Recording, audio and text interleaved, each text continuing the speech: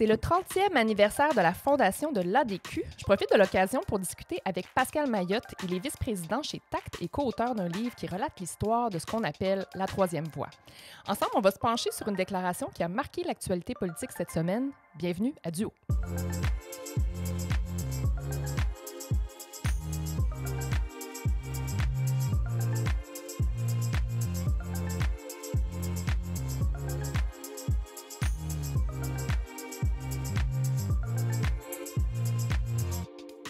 À la conquête du pouvoir, comment une nouvelle voie politique s'est imposée au Québec, Éric Montigny et Pascal Mayotte nous racontent l'histoire de la troisième voie, l'autonomisme, qui a commencé avec l'ADQ et qui s'est transformée pour devenir la CAQ. La CAQ a ravi le pouvoir en 2018, c'était quand même un moment d'histoire, il faut le souligner. Cet autonomisme est mis à rude épreuve ces jours-ci, comme nous le démontre Justin Trudeau. Non, nous n'allons pas donner plus de pouvoir en immigration. Le Québec a déjà plus de pouvoir en immigration que n'importe quelle autre province. Ce n'est pas une question de compétence ou de constitution, c'est une question d'arriver à des solutions. C'est un extrait du point de presse ayant suivi la rencontre Legault-Trudeau de vendredi dernier. C'est l'immigration qui était au cœur des discussions pour faire changement.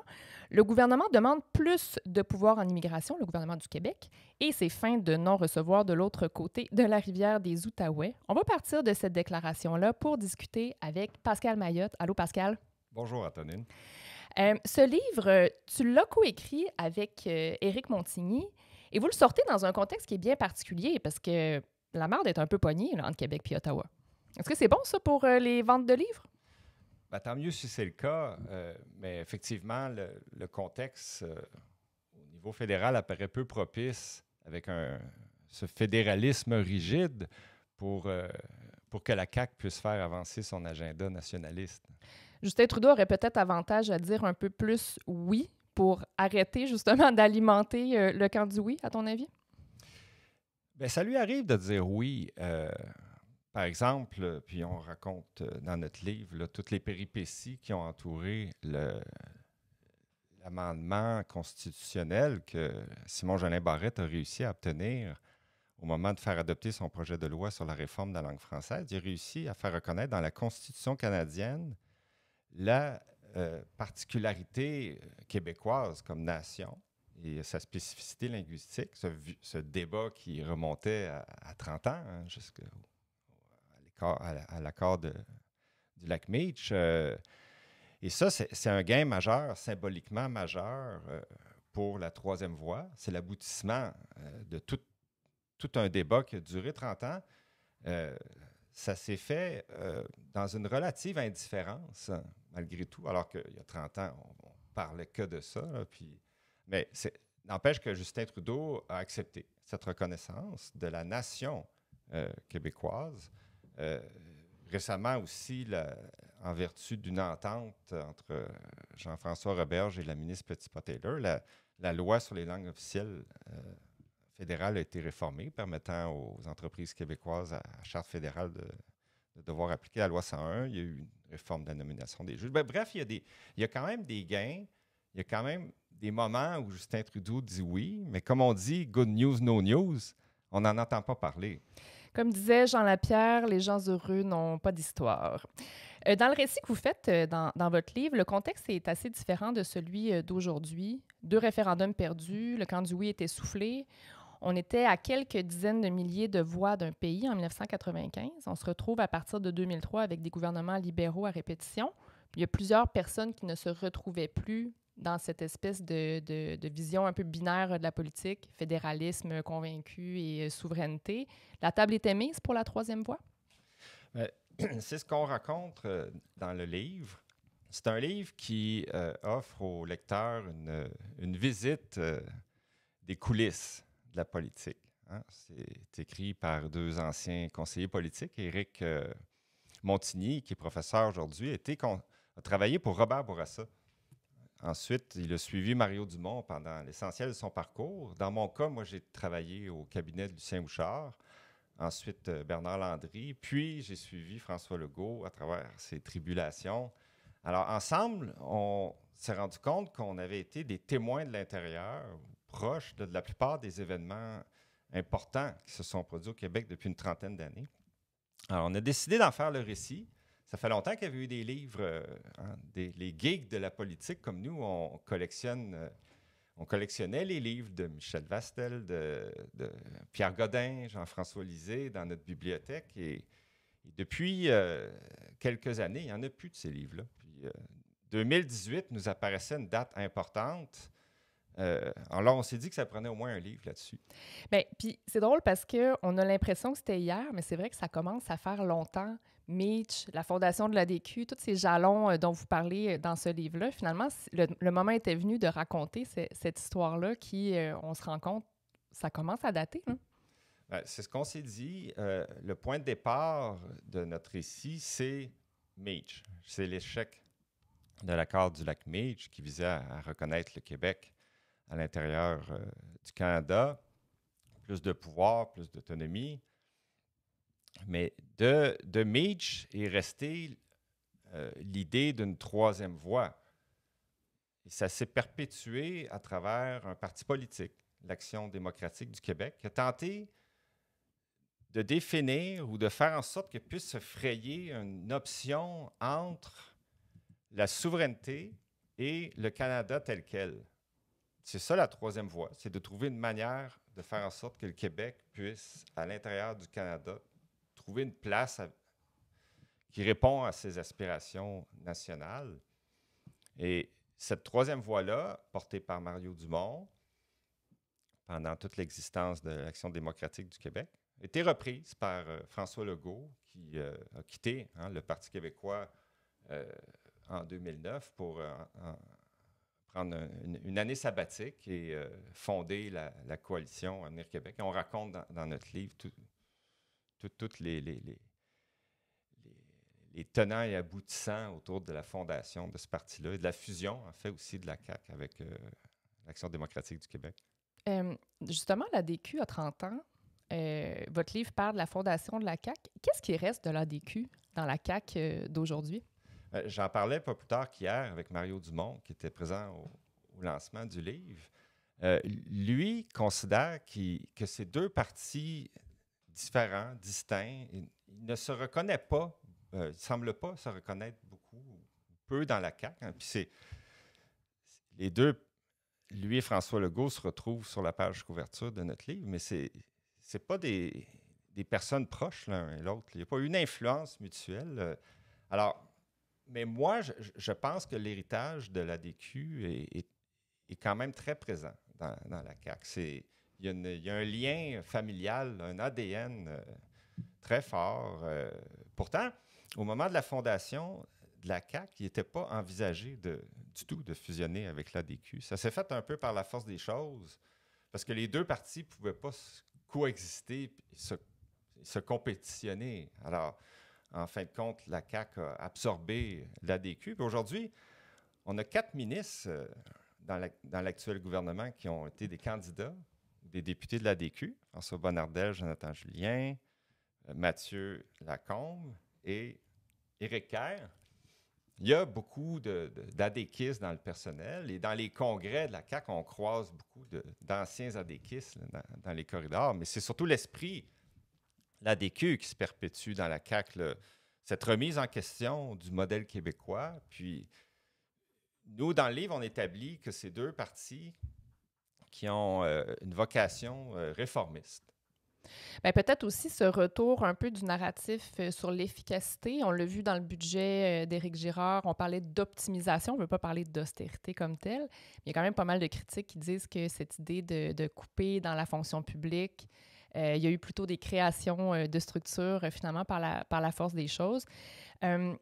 Tu étais là en 2015. La CAQ était au plus bas. En 2015, là, il y a eu un moment assez difficile, une petite traversée du désert, perte d'une circonscription ici à Québec, la circonscription de Gérard Deltel après son départ. Qu'est-ce qui a changé entre 2015 et 2018 pour finalement accéder au pouvoir? Cette élection, cette défaite dans Chauveau, c'est le moment charnière qu'on identifie, nous, dans le fond du baril. C'est le fond du baril. Là, la CAQ ne pouvait pas aller plus bas. Cette défaite-là, c'était terrible. Puis, François Legault réunit alors ses proches conseillers après avoir pansé ses plaies quelques semaines. Puis il leur dit maintenant, on ferme la shop ou on change de nom. Là. Hmm. Alors, il était tanné d'être assis sur la clôture. Philippe Couillard avait joué là-dessus beaucoup durant l'élection partielle, en lui reprochant de ne pas avoir de position. Alors, pour lui, il était temps que la CAQ se définisse une position sur la question nationale. Et c'est un sujet très délicat, ça, à la CAQ, parce qu'il y a des courants. Puis, on avait préféré gommer cette question-là, l'éviter. Elle était un peu balayée sous le tapis. La balayer sur le tapis. Mais là, la CAQ, à partir de 2015, adopte une position nationaliste affirmée. Et ça fait consensus. Changement de logo, notamment. Changement de logo, fleur de lys, et on vote l'article 1 qui spécifie, l'article 1 étant un clin d'œil au fameux PQ. article 1 du PQ, l'article 1 qui spécifie une affirmation du Québec, de son identité, à l'intérieur du Canada. Et ça, pour l'aile plus fédéraliste ou pro-Canada, je dirais, c'est comme une sorte de contrat notarié qui leur donne la garantie que François Legault n'est pas un crypto-souverainiste qui voilà. va nous sortir un référendum de son chapeau à tout moment. Mais en même temps, cette position nationaliste affirmée ouvre la CAQ à un électorat qui ne se sentait pas interpellé jusqu'à présent à aller vers la CAQ. On peut demander aux gens de faire le constat que la souveraineté est dans un cul-de-sac, mais demander en plus de renier tous nos idéaux, là, ça ne marchait pas. Là. Alors, à partir de ce moment-là, il y a beaucoup d'électeurs au profil favorables au Parti québécois qui vont être attirés par la CAQ. Et en fait, quelques mois plus tard, il y a cette victoire spectaculaire de Geneviève Guilbeault dans Louis Hébert. Qui a été comme un peu le début de la remontée du fond du baril jusqu'à l'accession au pouvoir. Ça donne à la CAQ l'image du parti qui peut aspirer à remplacer enfin les libéraux après 15 ans au pouvoir. Quelque chose qui me marque dans ta réponse, c'est que après la défaite dans Chauveau, François Legault a pris quelques jours, quelques semaines même pour réfléchir. Il aurait peut-être dû faire la même chose après la défaite dans Jean Talon. Il me semble que la réaction était vive et précipitée. On a réanimé même un projet de plusieurs milliards ici à Québec. Mais passons, je reviens à Justin Trudeau. Parce qu'on disait, tu sais, peut-être ce fédéralisme un peu rigide où on laisse pas un pouce aux provinces, j'exagère un peu, tu as nommé quand même quelques gains, j'en conviens.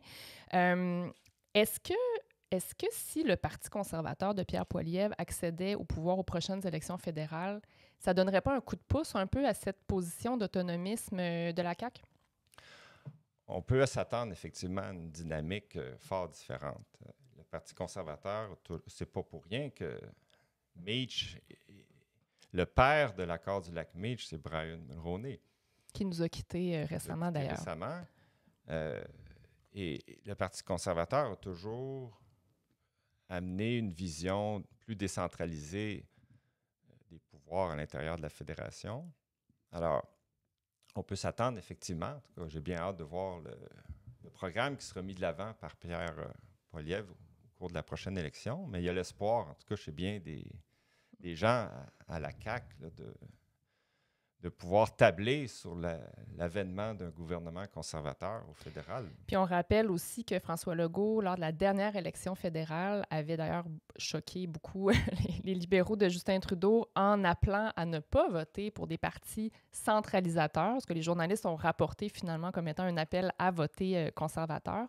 Mais c'est quand même présent, cette proximité entre le Parti conservateur et la CAQ, le cabinet du premier ministre. Est-ce qu'il y a une relation qui existe entre le Parti conservateur et la CAQ? Non, pas tant que ça. Il y a quelques militants à la CAQ qui sont aussi militants chez les conservateurs, mais il y en a aussi d'autres partis, là. Alors, on ne peut pas parler là, d'une succursale ou d'un axe CAQ, Parti conservateur, certainement pas. Mais, par exemple, un gouvernement conservateur avec un bloc québécois qui serait fort à la Chambre des communes, est-ce que tu penses que ce serait une occasion d'aller chercher d'autres gains pour le Québec? Oui, ce sera certainement l'occasion.